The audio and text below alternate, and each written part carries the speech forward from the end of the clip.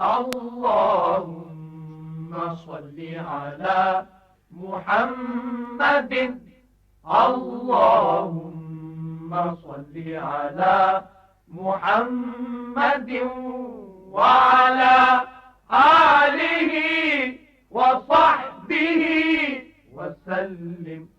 اگلا خط ملا ہے پشاور سے خان عبدالحی صاحب کا۔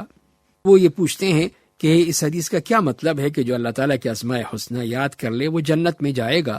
تو اس کا مطلب یہ ہے کہ جو جیسے کہ حدیث میں آتا ہے کہ رسول اللہ صلی اللہ علیہ وسلم نے فرمایا ہے کہ یقیناً اللہ تعالیٰ کے 99 نام ہیں، یعنی ایک کم 100 ناموں کو جو یاد کرے تو وہ جنت میں داخل ہو گیا۔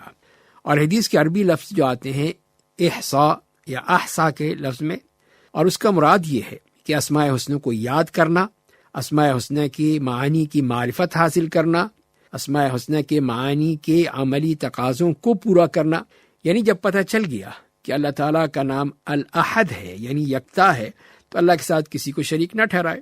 جب پتہ چل گیا کہ وہ رزاق ہے یعنی رزق دینے والا ہے تو پھر اللہ تعالیٰ کو چھوڑ کر کسی اور سے رزق نہ مانگے۔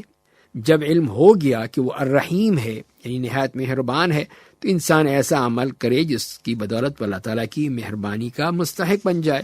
اسی طرح دیگر نام ہے تو اللہ تعالیٰ کو ان ناموں کے واسطہ دے کر پکارے، جیسے کہ فرمان باری تعالیٰ ہے وَلِلَّهِ الْأَسْمَاءُ الْحُسْنَى فَادْعُوهُ بِهَا، اللہ تعالیٰ کے اسماء حسنہ ہیں تم ان کے ذریعے سے اسے پکارو۔ مثلا دعا میں یہ کہے کہ یا رحمان یا رحیم مجھ پر رحم فرما دے، یا غفور مجھے بخش دے، یا تواب میری توبہ قبول فرما لے۔ تو ظاہر اس کا مطلب بھی پھر یہی ہے کہ آپ انہیں زبانی یاد کریں، ان کے معنی مفہوم کو سمجھیں، ان ناموں کے تقاضوں کے مطابق اللہ تعالیٰ کی بندگی کریں۔ اس کے 2 طریقے ہیں۔ پہلا طریقہ تو یہ ہے کہ ان ناموں کا واسطہ دے کر اللہ تعالیٰ سے دعا کریں، کیونکہ اللہ تعالیٰ کا فرمان ہے فَادْعُوهُ بِهَا، تم ان ناموں کے ذریعے اسے پکارو، یعنی اپنے دل کی تمنا کے مطابق اللہ تعالیٰ کا اسم مبارک منتخب کریں اور پھر اپنی دعا میں اسی نام کا واسطہ دے کر اللہ تعالیٰ سے مانگیں۔